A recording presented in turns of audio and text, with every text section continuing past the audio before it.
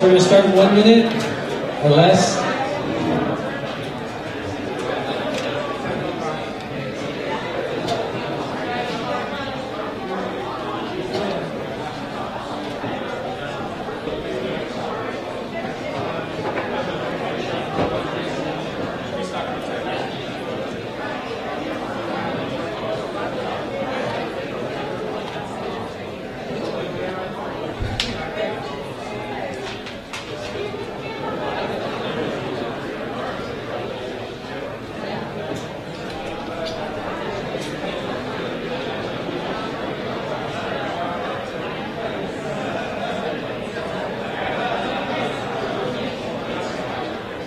All right, we're ready, about to start. Really, please come on over.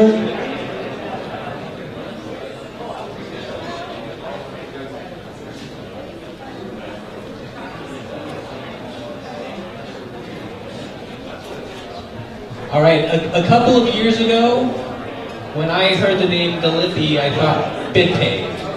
And when I thought of charity, I thought of Sean's Outpost. But lately, when I hear Gallippi, I think of Connie Gallippi, and when I think of charity, I think of BitGive. And so for something a little different from us be investing in that type of topic, I'd like to introduce Connie Gallippi, and she's going to talk a little bit about her charity, BitGive. All right, everyone give Connie a hand, please.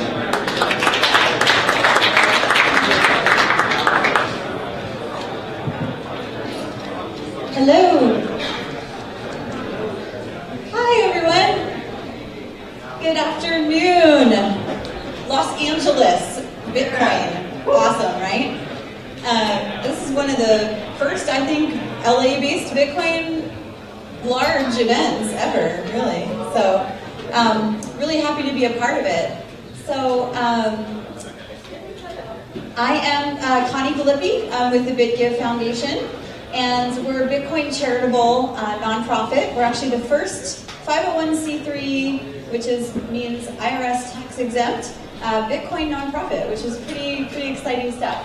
And we're the only global philanthropic foundation. So it's an honor to talk to you about it today. So, you know, often I start with why Bitcoin, because a lot of people, especially at these events, you're maybe new to Bitcoin, you're just learning about Bitcoin, or if you know a little bit about it, you might not have put the cap on of how does this work for nonprofits? What's this charity in Bitcoin? I'm not sure, So to me, this is where I always start, which is the same reasons why Bitcoin is so incredibly innovative, changing the world in finance and banking and business. The same reasons apply to nonprofit work and to charitable work. And to me, it's all that more impactful because of the types of things they're doing, the importance of the work they're doing, and how much further your money goes in this sort of a setting. So global access, Bitcoin obviously opens that up to, charitable organizations around the world now have access to a global donor market. That's never been the case before. And maybe some of them tried out PayPal if they might be able to get a website or something like that going. Credit cards, stuff like that. Very rarely though, and often they're not able to actually use those things in the developing world, like credit cards, things like that. They're just not possible. So something like Bitcoin opens up a global donor market and also allows us to reach them, right? It allows us to reach organizations that we never were able to reach before and be able to provide support, which is really huge. A lot of potential. Direct transactions, so not only can we reach them, but we can send the money directly to them. We don't have to worry about bank on this end, a bank on that end, Western Union in the middle, everybody taking their cut along the way. Which would be my next point of reduced fees. So if you're not having to deal with all these different institutions, pay them all their percentages, at times we've had partners like the Water Project that told us they work in sub-Saharan Africa. The fees and charges for transacting, getting the money over there can be up to 30% sometimes because it's so many steps between here and there. It's, There's also a lot of liability that's opened up, especially when you're working in the developing world and you're trying to deliver money. You can imagine where if it's being passed through multiple hands, how many times it's opened up to some sort of fraud. Now, of course, that doesn't always happen, but it's very different than working here. Also, micro donations. So, with all these transaction fees and all this stuff, donating $1, most charities wouldn't even accept it because they have to pay so much in fees to take your dollar that's completely not cost effective for them. Now with micro donations and things like Change Tip and Nick's here, awesome. That stuff is now cost effective, right? And not only for say tipping people for articles and things like that, but for charitable organizations. Like think about the crowdsourcing opportunities, something like that. And what I also forgot to mention about the reduced fees is really it's zero fees with Bitcoin. Depending on who you choose to use for your payment processing, BitPay and others don't charge for nonprofits. So there's no fee at all. We work with BitPay. We don't pay any transaction fees for anything. So pretty powerful. And then, of course, increase in value. So I know right now price is down, but it's a deflationary currency, right? So ultimately, it's built on supply and demand. Ultimately, over the long term, the value is going to go up. So the more I should walk in front of the screen. The more time goes on, obviously your donations are able to go farther. So one of the things we are looking at with BitGive is building an endowment on Bitcoin. So as time goes on, we essentially, it's not legally an endowment because there's a lot of constraints around those, but the concept is the same, that Bitcoin's value goes up, you're able to do that much more. You're able to have a sustainable and a robust organization that can operate off of the endowment as well as giving back. So basic, I touched on a lot of these things, but we're able to reach the need with the global access and the global impact, so the developing world, the unbanked. Also providing charities or nonprofits around the world access to a global donor market, and also the pooling of those funds in one consistent currency. Also very powerful, saves a lot of money, a lot of trouble, etc. And then there's other things where you look at sort of the political stuff, some of the government controls. There's some issues that people want to support, but maybe they can't do it publicly. So this is where Bitcoin's pseudo-anonymity.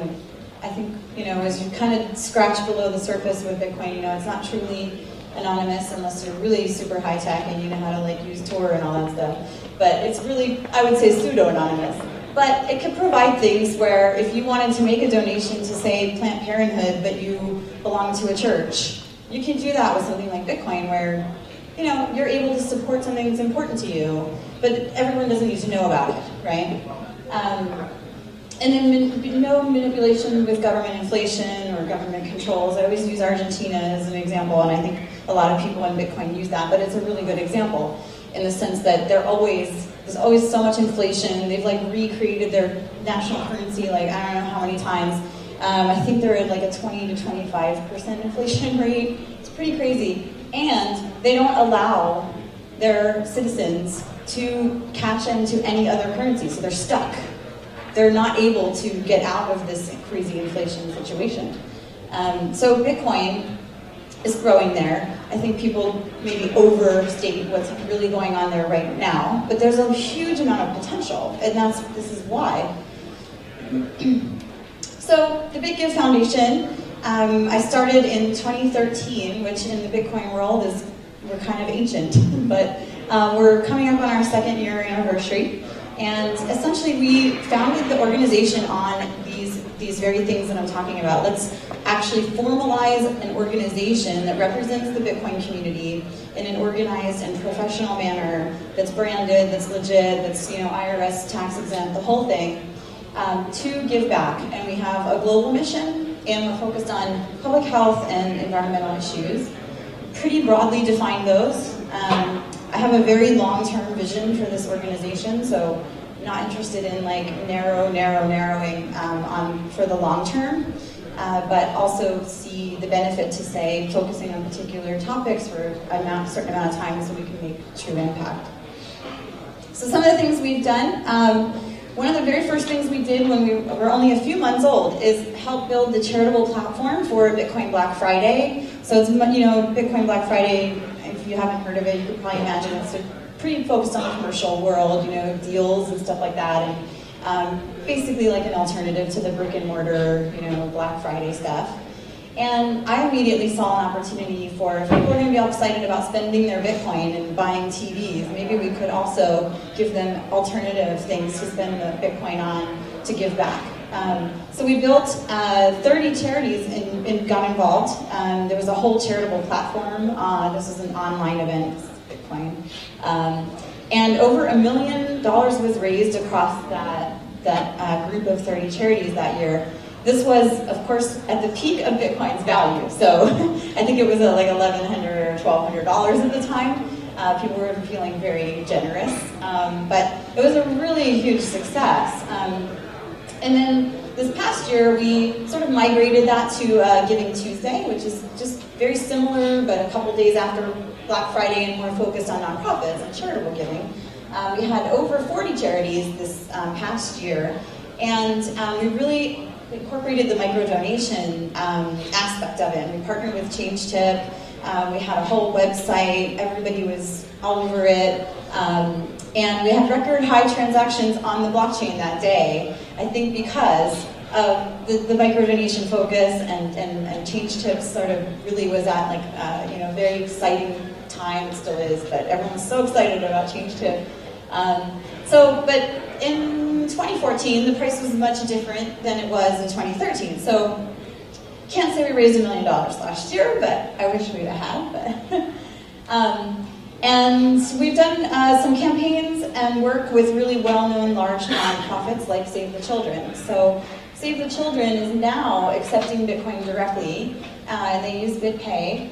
But back in 2013, they were our first campaign that we ran. They weren't taking Bitcoin at the time, but they were really excited for us to, support them. And we raised some funding for the typhoon relief effort in the Philippines that year. We continued to work with them for a year. A lot of conversations, answering a lot of questions. They're a huge organization. They've been around a very long time. They're all over the world. Lots of bean counters and attorneys that have questions about Bitcoin, right? But we worked with them for a year, and when Black Friday came around again, because that was when we raised the funds for the Philippines effort, they were excited and ready to take Bitcoin directly. So now they're like all about it. We just actually had an article in the Wall Street Journal where they talked about Save the Children, BitGive Foundation, other larger organizations like the Red Cross. And so they're now using the Bitcoin donations for their Ebola campaign. Our next project was with the Water Project, and they work in Sub-Saharan Africa, and they build water wells and they build other water projects as well. Their whole mission is to bring clean, safe water to countries, communities in Sub-Saharan Africa. Not all of their work is wells. There's oftentimes maybe there already is a well, but it's not working and they'll just rehabilitate it. They do all kinds of great projects. But what we did was we set a goal to raise enough money to build an actual well. And we were able to do that with the Bitcoin community. We raised over $11,000 all in Bitcoin. Huge effort. Everybody contributed. And this is actually a picture of me there just a month ago when the well was completed.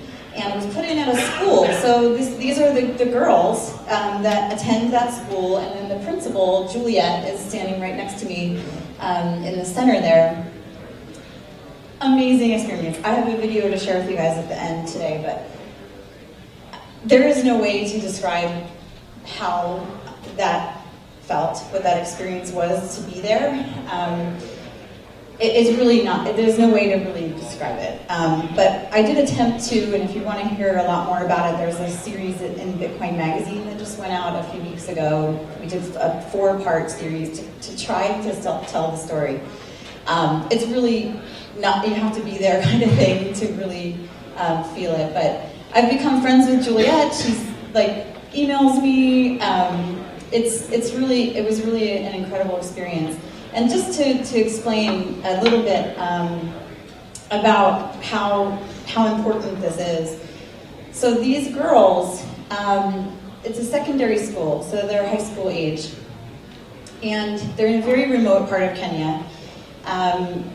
You know, an hour and a half flight from Nairobi, another 3 hours of driving to get to the school on dirt roads, and car broke down, the whole thing. The kids, they will walk up to 6 kilometers from home to school every day and back again, so round trip 12 kilometers. And they carry water with them from home because there's no water. So all these girls are carrying bottles, huge bottles of water to school. The water's not clean, it just happens to be water at least. They combine it all to do their washing, their drinking, their cooking, everything they need at school every day. Still not enough water. So in the middle of the day, they all stop their classes and they walk to the closest water source to the school, which is 2 kilometers, and they fill up their water bottles and they carry them all back. Filthy water. I went to see this stream. It's horrible. Standing there, it's mud, dirt. Then you can't see through the water whatsoever. And people are driving up and seriously pulling their cars and their motorbikes into the stream and washing them. And right next to them is little girls filling up water to drink and cook with. Yeah, so I can't even describe how that felt. Then I also found out that there's a 12-foot long black snake in the stream that the girls happen to come across sometimes when they're collecting their water, which apparently in this area, a black snake of that size in this region, I think they told me would be a python, which is poisonous, so not good. And the girls also, when they're walking to get water and walking back, unfortunately this is in their culture something that's the girls' job to do. And they do come across, dangers, other animals besides snakes along the way, but also other humans. So there's a lot going on, unfortunately, for them to just simply have water, and it's not even clean. So having this well made a huge difference, if you can imagine. And it's not only serving the school, it's also serving the primary school next door, and it's also serving the whole community that surrounds it, and it's servicing up to 500 people in this community. So huge, huge impact, and all raised in Bitcoin, which is pretty darn cool. So I'm probably already running out of time, so I'm gonna have to go really quick. Medic Mobile is our current campaign.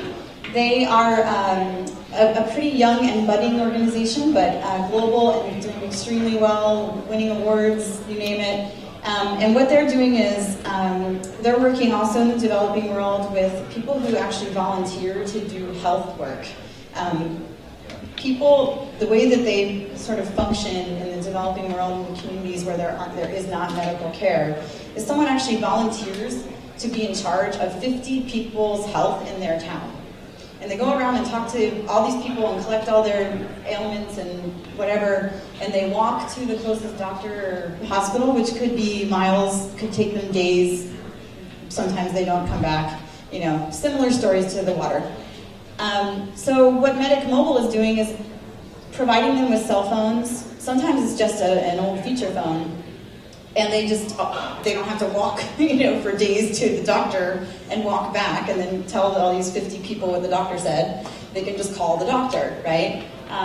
But they're also looking at smartphones and working with open source software where they're collecting the data, they're actually uploading the data to databases where the doctors can access it too. They're monitoring medical supplies, they're monitoring trends in different diseases, they're monitoring women who they know are pregnant and they need to check on them more than once, kind of thing. Pretty amazing stuff. So right now we're raising money for them. If you guys want to check it out, it's on our website. And we've also done some smaller campaigns, like Teto is huge in Latin America, and they basically help build shelters for families. This picture is one in the favelas in Brazil and Rio. And also we did a small donation to Team Rubicon, which was helping with the tornado relief here in the US. It was in the beginning of 2014. And then there's other organizations that we partner with and we support that are working around the world and doing great things in Bitcoin as well. So I don't always want to just dominate like what BitGive is doing. There's a lot of really great things happening with charitable work in Bitcoin. Ala is amazing. She's in Botswana. She has been basically single-handedly evangelizing Bitcoin in Botswana. She has like a whole community center she's building. She does a lot of outreach and education. She works with kids. She works with entrepreneurs. She's like really amazing. She just finally got her formal nonprofit status. So we're going to be working more with her now to really help her fundraise and get off the ground. Code to Inspire is a brand new organization that was started by Faresh Jafaro, who was with the Women's Annex Foundation before. And they both have pretty similar missions. Code to Inspire is educating young girls in coding in Afghanistan. And they basically reward them, I don't know if you could say pay them because they're kids, but in Bitcoin, right? So they actually have their own economic independence from their father, from sometimes their husbands, even when they're little kids, they sometimes have husbands. So financial freedom, empowerment, education, really powerful stuff. I mentioned Save the Children earlier. There's also some other really big heavy hitters that are accepting Bitcoin donations and really part of the community, including Greenpeace, the Red Cross, United Way, huge. Global Impact is like a network of very significant nonprofits. I think they have like over 50 that they work with. And then there's some what I call the social innovators. Like there's some groups that really were birthed in Bitcoin, and they're nonprofits and they're mission focused as well. Free Aid is first aid at libertarian events, 100% operating in Bitcoin. Satoshi Forest is Sean's Outpost. Rob mentioned when he introduced me. That's what a lot of people think when they think of Bitcoin charity. They think of Sean's Outpost. He's doing amazing work, operating on Bitcoin as well, supporting homeless in Pensacola, Florida. And actually now, so they were doing meals, now they're doing meals and shelter because they raised so much money that they bought a huge plot of land and they actually provide a place for people to live. And actually he just had a huge win. All of this was not entirely, he has a personal story behind why he started this organization, but part of it is in Florida it's illegal to be homeless. So kind of a problem if you're homeless, what are you supposed to do, right? So he's been fighting that and actually just won a huge court battle, I believe, that repealed that. So big deal. And then Bitcoin Not Bombs. 1 minute. Oh, I gotta show my video. Okay. Bitcoin Not Bombs, look them up, they're really cool. We're looking into what's next, Bitcoin Charity 2.0. This is when I was in Nairobi visiting that school, I worked with BitPesa, who actually sponsored the trip and the video I'm going to show you. They are working with M-Pesa, which I don't have enough time to get into, but mobile payments in the developing world. And they're basically, BitPesa has provided the rails to use Bitcoin as an incoming financial cash in, I guess, for lack of a better word, into the mobile payment system they're already using there, and it's everywhere. Okay, so this is what I really wanted to show you. Oh, you're going to click it for me. Okay, so this is just a short 1 minute video of the results of the water project in Kenya. My name is Okoma Florence, and I'm the president of this school, Shisambo Girls. When they come in the morning, they come with water from their homes. The water is not enough for them. They're forced to go to that stream over there. This 1 hour to go into Florida. Most of the time, they come complaining of headaches, stomachache, and sometimes they shiver in classes until they're not able to control it. When I handled the school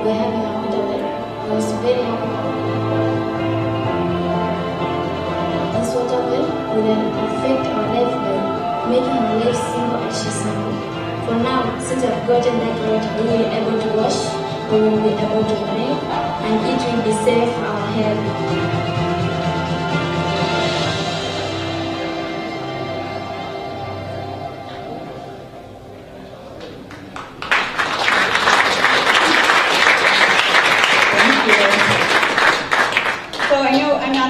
But we have a longer video coming out that will tell more of the story about Bitcoin behind all this. So it's still in production. So this was sort of the teaser trailer, if you will.